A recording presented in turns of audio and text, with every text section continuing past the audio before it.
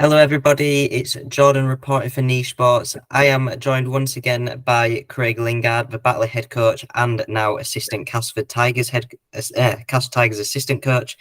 Thank you for joining us again, Craig. My pleasure, mate. Good to be back. We'll start then with the elephant in the room. How did your move to Castleford come about? I've made a sort of an expression of interest for the head coach's job when that came about, and had a few conversations around that. One of the questions that I got asked initially was that if I didn't get the head coach's role, would I be interested in joining Castleford as assistant coach? So it's not quite as simple as a yes or no. It depends who the head coach was, if there were a connection there. There'd have to be meetings that have to take place and see how those went. Andy Lass got given the job, and I got contacted asking to come through for a chat at the club with Andy and Danny Wilson, and went through, had a chat, and it went really well, to be fair. And it were all done and dusted in around about 3 or 4 days, I think it was. So it were all fairly quick once after we had the initial chat and conversation regarding going as assistant. So really pleased to accept the offer, and I've been going now just short of 2 weeks. Not bad. Good. That was a quick turnaround as well, with you obviously being in charge of Batley. Yeah, it was, and that sort of formed part of the conversation as well. I made a commitment to Batley and to the players and coaching staff that we start the season together, we finish the season together, and fortunately for me, the Castleford were happy for me to continue with my role at Batley. There's no clashes during the day in terms of training, because Castleford train during the day, Batley on an evening. The only clash that would be impacted is if Castleford and Batley are playing at the same times, and then Batley takes precedent for the remainder of this season, and then obviously at the end of this season I'm full time over there at Castleford. Yeah, obviously, as you say, you're going to an assistant coach from a head coach. It's a bit of a different challenge. Are you looking forward to it? Yeah, definitely. I think it's a natural progression. I think from being a part-time head coach in Championship. I don't think that there were a natural progression from part-time head coach to full-time head coach in Super League. I've never worked in a full-time environment before, either as a coach or as a player. So I think the natural progression for me was to go from a part-time head coach and go into the full-time environment as assistant coach and learn off people there, and hopefully I can impart some knowledge and experience of what I've got as a head coach. So it's a natural progression for me, I think, and it's one that I'm looking forward to and I'm enjoying so far. Yeah, you're going to be sad to leave Batley, though, I imagine. As you said, everyone, it's like a bit of a family there. Everyone misses it when they leaves. Yeah, it's a club that's played a massive part in my life. I signed here in 1998 and spent 10 years as a player here. Came back as assistant coach and then came back as head coach. It's been part of my life for over 25 years now. So it's a club that'll always be a part of my life as well. And Castleford play most of their games on a Friday evening, so I'll spend a lot of time coming down on a Sunday as a fan, as a spectator, and maybe have a drink or two and watch the game rather than have the trials and tribulations of game day on a Sunday as well. So I'll definitely still be down there as a supporter. You'll probably not be able to keep me away from the place on the weekend. Yeah, so that'll be good to see. I'm sure Batley will appreciate that. Moving on tonight, then you've got a Challenge Cup tie with Hull KR. Have you got any expectations for that game? Just the expectations that we put on ourselves as a group, that we want to be competitive and we want to try and do what we do well. We're not going to go over to Hull KR and try and be something that we're not, and try and play in a completely different way. I think sometimes in games like this, because clubs see it as a free hit, they try and do stuff that they won't normally do, and try and play in a different way than they've been playing all year. But we play a certain way. We try and adapt the way that we play based on the weather conditions, the field that we're playing on, the team that we're playing against. But I think today it's just about us concentrating on us. We've got to the last 16 of the Challenge Cup based on what we've done as a club and what we've been consistent at, and what we do that hopefully on a regular basis. So we're going to go there, try and be as competitive as possible, try and take Hull KR deep into the game, keep it as close as possible. Hopefully the scoreline's close around about the 60-minute mark, and then it's into that period of the game where there might be some doubts creeping in from Hull KR. But we're not daft. We know that these are a quality team. They're a full-time team at the top end of Super League, and playing really, really well, and they deserve to be where they are. And they've got the quality in the team that you could be 2 or 3 scores down after 10 or 15 minutes, and the game's gone. And that's certainly something that we don't want to happen. We've got experience of playing in big games over the last couple of years, and again, that's something that we've said to ourselves that. Let's not be out of the game by 10, 15 minutes on the clock. Let's make sure that we try and keep it nice and tight, complete as sets, defend tough, and then we'll see where we go once we've got into the game. How do you prepare for games like these? Because obviously they're very different to a normal game in the league. Is it harder to prepare? Easier?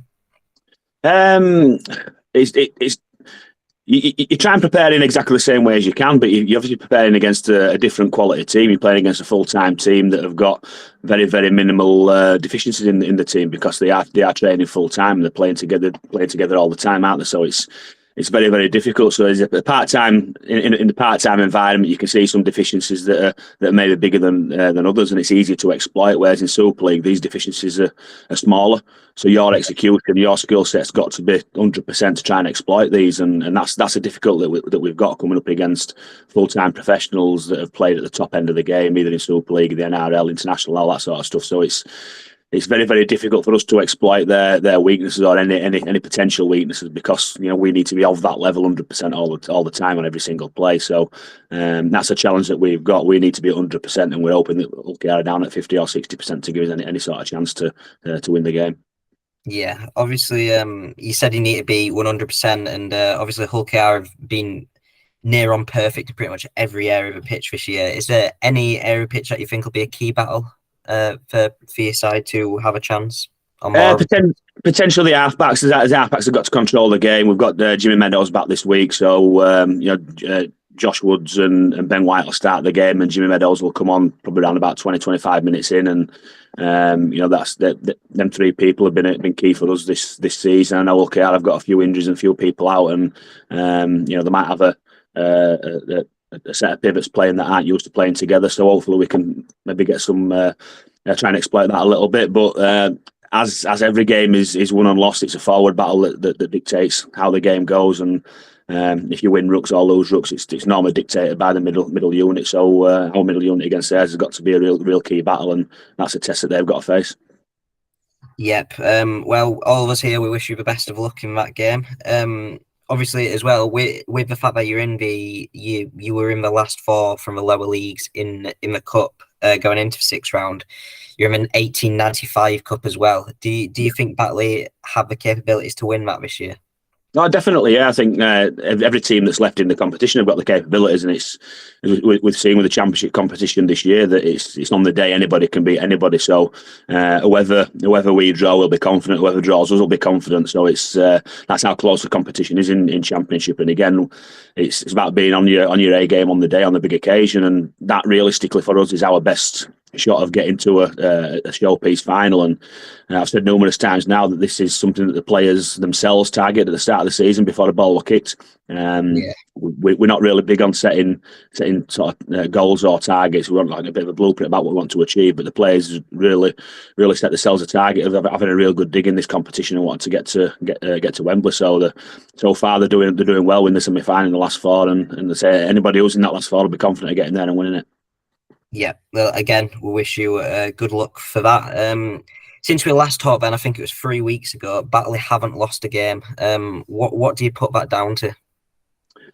I think we've just got into his groove a little bit. At the start of the season, again, we mentioned that we'd had a few changes in key positions and key personnel, and it's difficult when you change these key personnel to get that consistency. Our pre-season were a bit impacted as well by the 3 key people that in them pivotal positions that didn't train a great deal together. So we're all almost learning as we went through the initial games, and we lost 2 out of the first 3. Again, which we were not saying we were expecting, but we were expecting not to be as fluent as we were last season, the season before. But I think as the season's progressed and these guys have played a lot more consistently together, then we've seen the connections grow, and I think now we've got sort of stable squad and a stable team, the competition for places is there. So anybody who's in the team knows they've got to perform to keep that shirt. Anybody who gets a chance, they come in and they know they've got to perform to a high level to keep that shirt as well. So I think we're at that stage now where we've got competition for places, and we've had people that have missed out through injury and or suspension. Other people have come in and they've just carried on rolling out where the other people left out. So we've got that competition for players, which is really good. We've picked up a few injuries here and there, but not significantly so. So we're down to us last 17 or 18 players. So we've got that competition in training, and you know you've got middles going against middles, you've got centres going against centres, back rows going against back rows, and there's a real contest and competition when we're training. There's that physical battle and there's that intensity now when we're training. I think we're taking that into games, and you know we've got a bit of consistency. I think we're 8 out of 9 in all competitions now. So. Yeah. You know, we've got that confidence about playing together, but we've also learned how to win games in difficult situations or different situations. You know, winning games by a point here and there, by a score here and there, by coming from behind or staying out in front. So, you know, we've got back into that winning mentality, I think, and hopefully we can maintain that over the next couple of months or so. Yep. Also, do you think it's more a lot of your wins? Recently have been quite close games. Is that something that you're proud of, sticking in the close games, and perhaps other teams may not have a mentality to do that? Yeah, definitely. I think them games that you win by a point or a score, they're more pleasing than the games that you win by 30 or 40 points, because you know that you've got to go to a place where you're not comfortable going. You know, teams have taken us to the well, and we've taken teams to the well. Unfortunately for us, we've come through the other side on more occasions than not, which is something that we didn't do at the start of the season. You know, a couple of games that we were in where we thought we should have won, but we didn't have. I don't know, we didn't have the consistency to stay for the full 80 minutes. But as you say, like the last sort of 4 or 5 weeks, the games that we've been winning, they've been very, very close, very competitive, as we all are in Championship. And you know, it's pleasing that we've won them games. Yep. How pleasing was the win against Toulouse for you a few weeks ago? Obviously, Toulouse Super League quality, and you've managed to beat them. Yeah, really pleasing. Quality team, second in the table at that moment in time, and you know we've looked at our fixture list over the previous 3 or 4 weeks and the next 2 or 3 weeks as well, and all the games are the 4-point games where if you lose, you've got to win 2 more games to get back to where you would be, and likewise if we win, the opposition have got to win 2 more games to get back to where they would have been if they'd have won that game. So we knew that if we beat Toulouse, we'd go level on points with them, second in the table. If we lost, we'd be 4 points behind, and so all these games are real close contested. So we know that we've got to be on his game, and I don't think his performance was the best. I thought second half, I think we completed around about 62% in the second half going down the hill, and we didn't play field position too well. Made a few unforced errors, which were unlike us over the last few weeks. But the way that they battled and the way that they stuck together and came from behind in that game, and again kept the composure to get the drop goal 4 or 5 minutes off the end of the game, and then scramble defensively in the last 3 or 4 minutes of the game when Toulouse were knocking on the door. You're really proud as a coach that the players have got that mentality, and as we said previously, now they've got that continuity and consistency now where they're playing together and winning these tight games. Yeah, absolutely. So it's been a well-known fact that the BISSA have quite an impact on Batley. From a head coach perspective, how important is their work? Yeah, BISSA are massive for the club. You know, they raise a lot of money for the club that goes towards players. They do certain things throughout the year, different fundraisers, but people contribute monthly as well.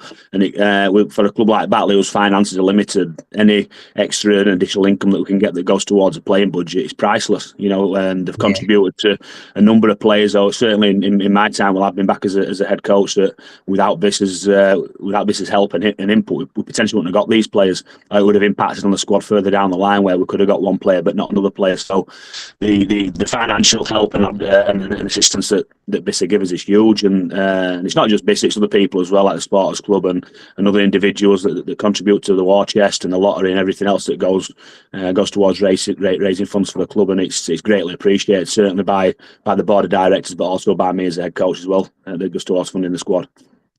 Yep. To finish then, last time you said you're quite a big Leeds United fan. Do you think Leeds United can stay up? Heart and head. Heart says yes, head says no. I'm just hoping that West Ham with their exploits yesterday in Europe, that means it's going to be little bit tired and I'm hungover for the game at the weekend. But I don't know. I don't think so. I don't think they can pick 2 wins up in the next 2 games, which is potentially what they need. But fingers crossed that they can do. So more in hope than expectation, I guess. Yeah, I guess we can always hope, but it's the hope that kills you. So. It is. Yeah. Right then, that's it. Thank you once again for coming on. I'm sure you'll come on again soon. Yeah, anytime, mate. Just give us a shout, mate. Pleasure to do it. Right. Thank you everyone for watching. Cheers.